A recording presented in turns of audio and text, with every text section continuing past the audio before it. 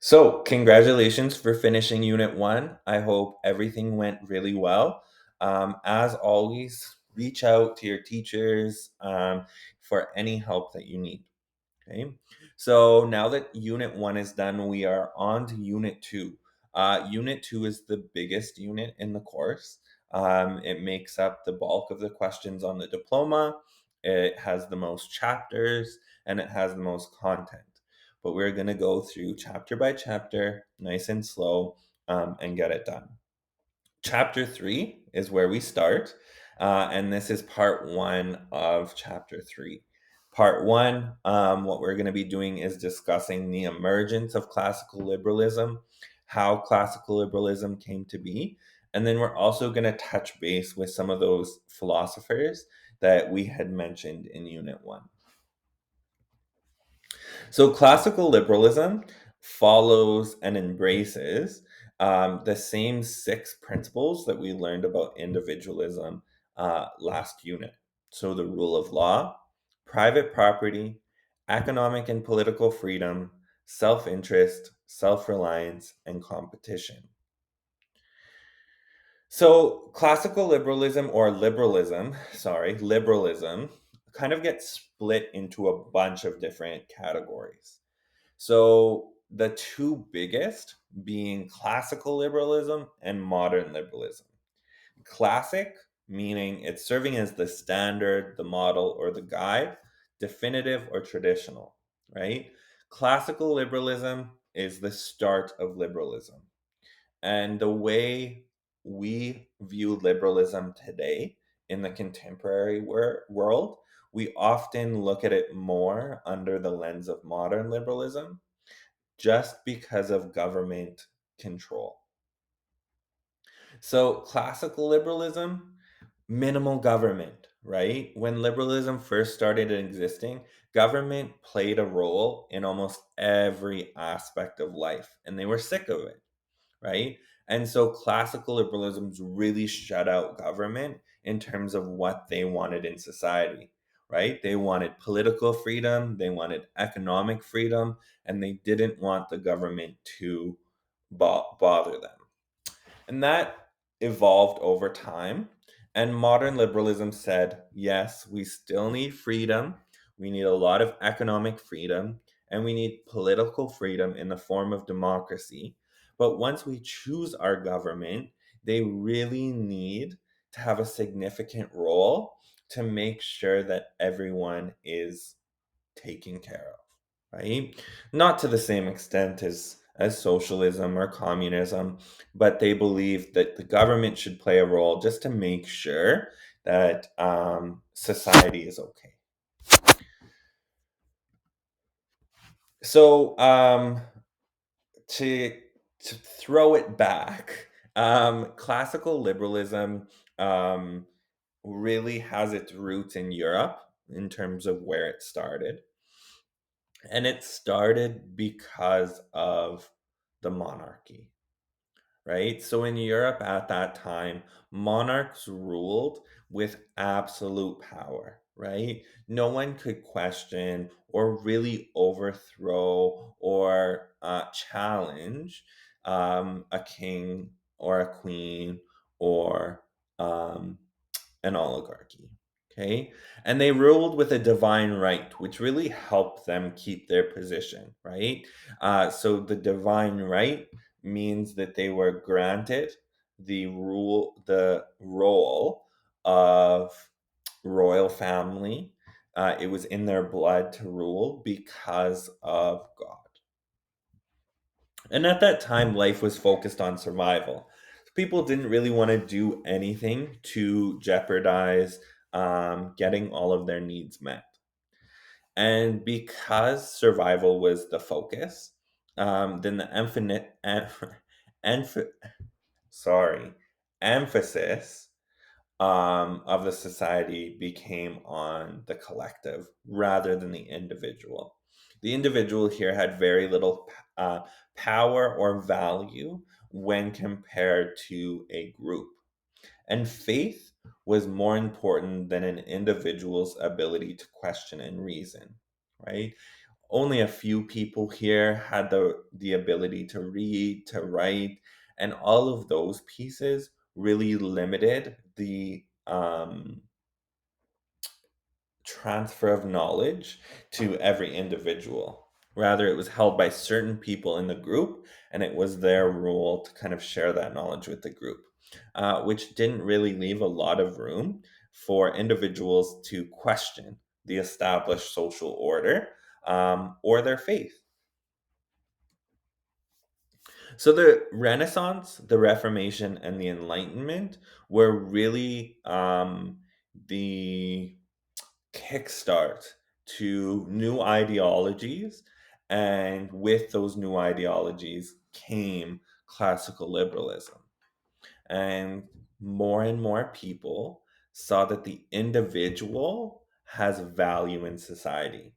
The individual's ability to think, to reason, becomes just as important as a group's faith. And humanists promote human accomplishments such as literature and art and music. And these pursuits are given equal value to religious pursuits. Individuals begin to question the power and the structure of the church, other social structures like the monarchy, and the meaning of life. So people are starting to look at the meaning of life on an individual basis rather than necessarily through religion. And because of kind of exploration and the connection to the Americas, Europeans came into contact with successful civilizations, new food. All of these things kind of brought people to question, why are things the way they are, right? Can we change? Should we change? All of these questions and ideas brought about ideologies such as classical liberalism.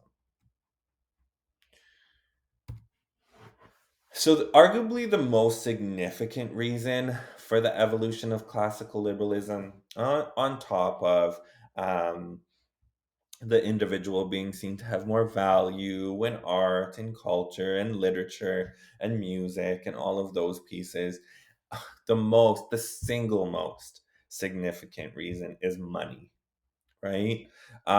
We came from a system in Europe, which money was held by very few and very few at the top, right? And you had nobles that owned farms and lots of people that worked in those farms, or people who had their own farms, but all of their money went to nobles, all of their money went to taxes, and they had very little for their own. They had very little economic freedom, right? And they wanted more economic freedom. Merchants wanted more economic freedom. Almost everyone, except those that held all the money, wanted more economic freedom and less government control, right?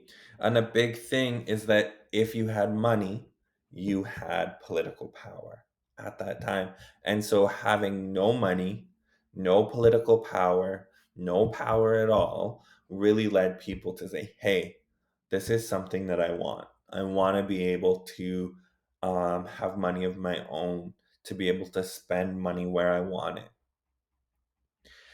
So during the 17th century, the established economic order of feudalism was breaking down, it was falling apart. So cities were growing, and more people were involved in overseas trade, manufacturing.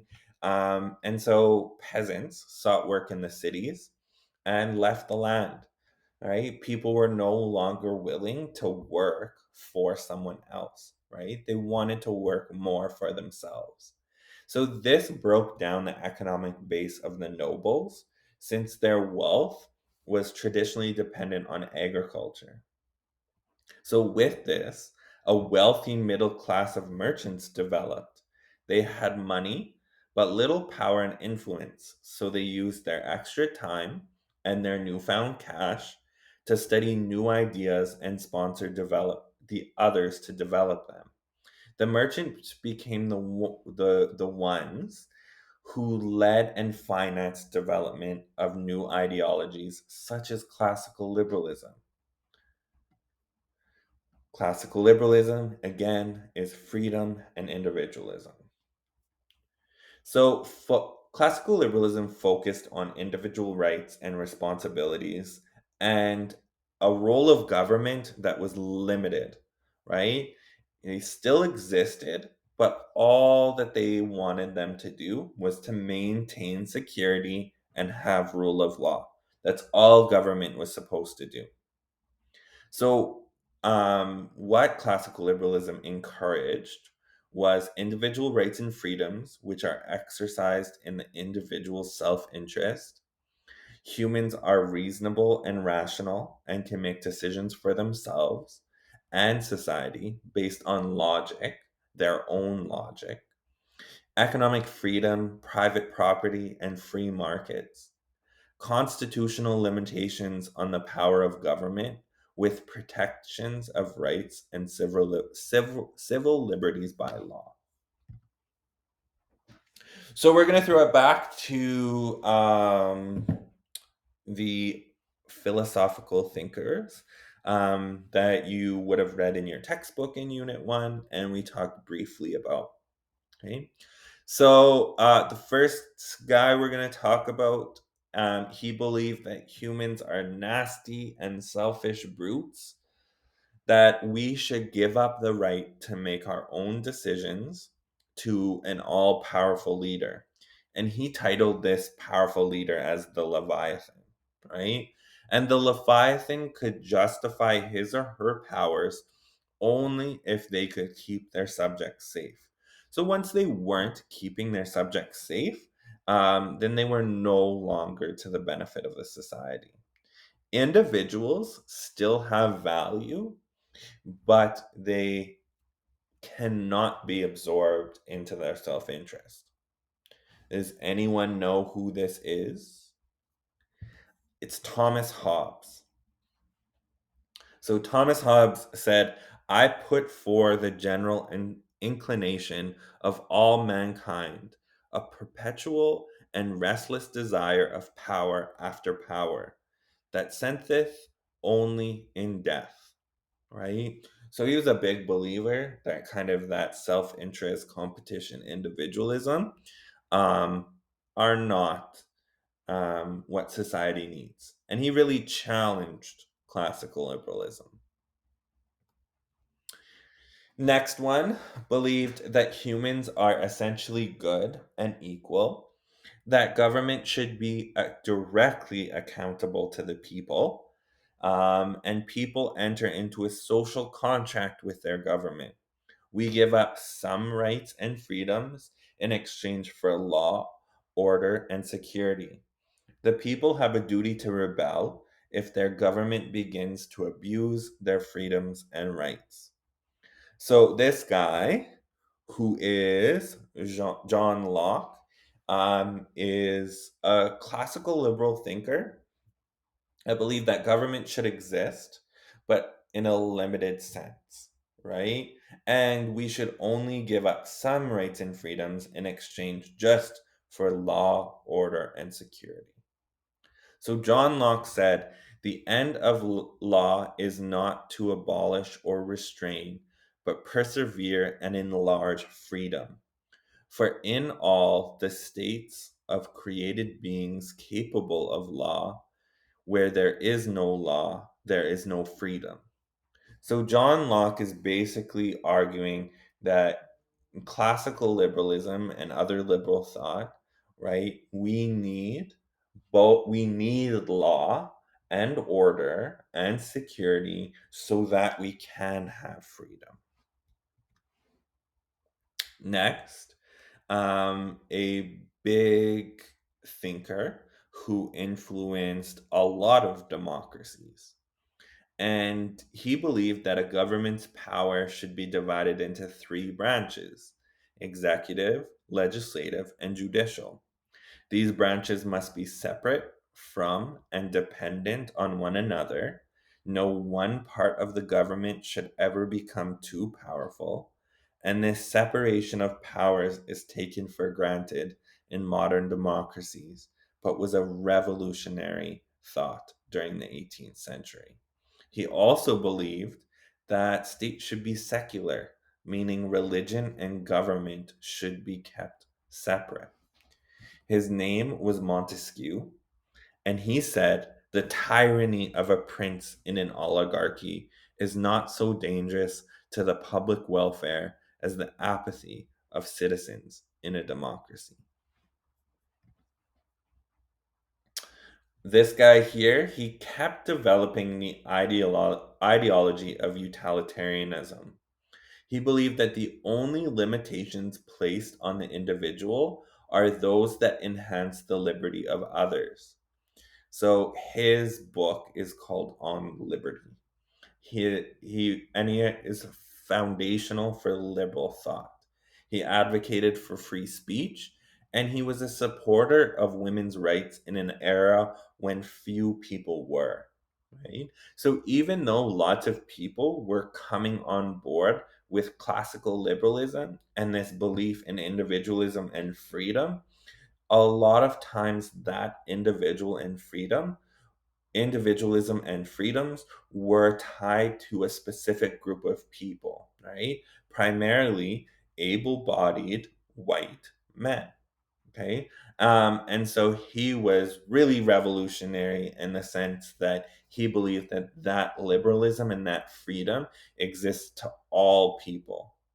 And the only time you should limit someone's freedom if it helps the freedoms of others be enhanced. And his name was John Stuart Mill. And he said, actions are right in proportions as they tend to promote happiness, wrong as they tend to produce the reverse of happiness. By happiness is intended pleasure and the absence of pain. So, probably the single most important thinker in classical liberalism is this guy here. His name is Adam Smith.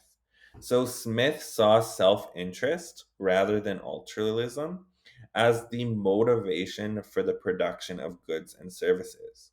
Okay? He believed in the invisible hand, and he published a book called The Wealth of Nations in 1776. It provided most of the ideas of classical liberal economics. Okay? He said consumption is the sole end and purpose of all production, and the interests of the producer ought to be attended to only so far as it may be necessary for promoting that of the consumer. Okay, that is all for part two. Sorry, part one. Part two, we're going to jump right into capitalism. Okay, Adam Smith's baby. So see you there.